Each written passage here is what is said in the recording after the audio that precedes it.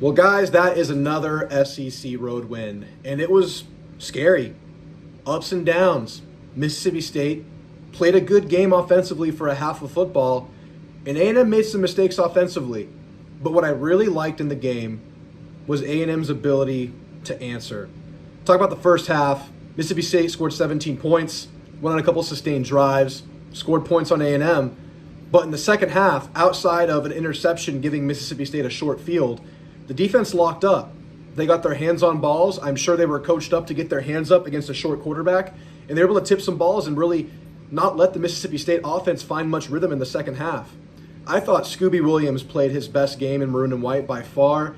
He had a superstar linebacker performance, coming up with sacks, coming up with big plays, coming up with interception. Scooby was all over the place.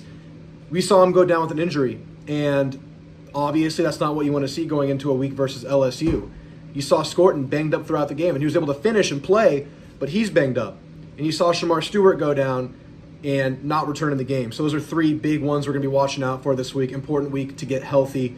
Of course, you're coming out of the bye, then you hit the injuries. It's unfortunate. That's the game. You got to move on.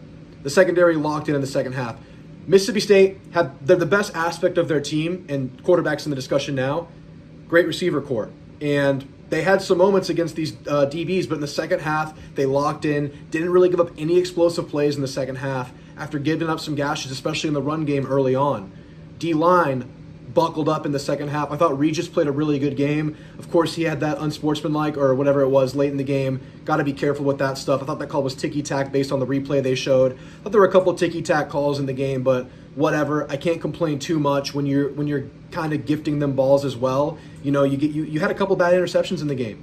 And that leads me to kind of the biggest, going forward, the biggest anxiety point has to be the consistency of Connor Wigman. We hoped that you would go into the next game and pick up right where you left off in the game before. And I thought Connor had some really good moments in the game, had some really good balls, had some really good pocket presence at times.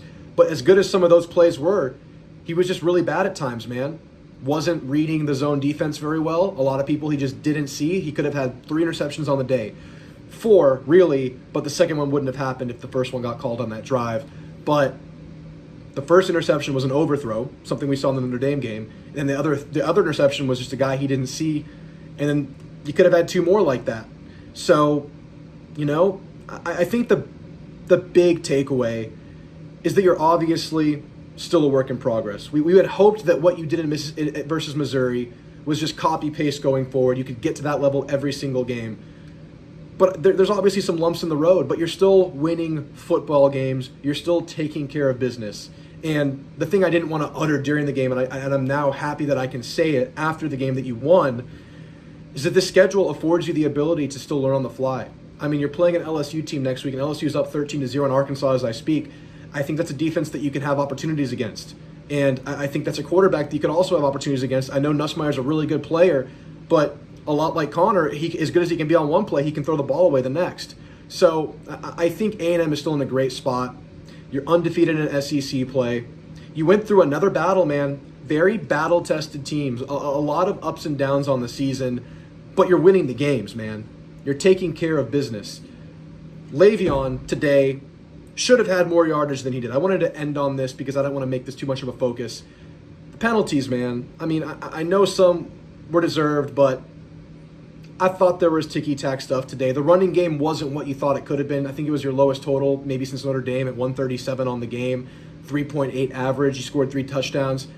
But I thought there was a lot more to be had, and 2 of those explosive plays got called back on holdings, and I didn't see the replay of the holding because they called it on the wrong guy. But Le'Veon's over 100 yards if those aren't called.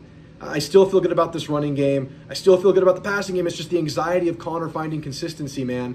I thought Amari played a really good game. In the midpoint of the year, I did a review, and I thought Amari still had more in the tank, and that was by way of just trusting his blockers, getting a little bit more patience, and focusing on reading his gaps.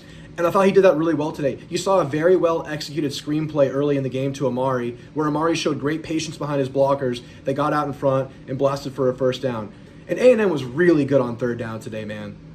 Really good. I think they were, 10 for their first 11 third downs on the game? Let me see what the total ended up at. But it seemed like when the game needed it the most, the team executed. 9 of 14, so I was wrong. They went 9 of 14. They were 9 for their first 10. And offense started really fast and then kind of slowed down in the second half. There were just a couple of poorly executed plays. I know you guys hate that word, but for instance, there was a play where Connor dropped back and the receiver hit a curl. He was wide open, but Connor's legs got caught up with the running backs and Connor's ball sailed out of bounds. That was a first down play, maybe another scoring opportunity in the game. Then the next drive, where you had another chance for a first down to, keep milking time off the clock late in the game, Le'Veon Moss's legs get tied up with Theo Nordstrom's, and that ball gets down short of the first down, and you have to punt the ball away. So there are little things in the game that you're still working on as a new program.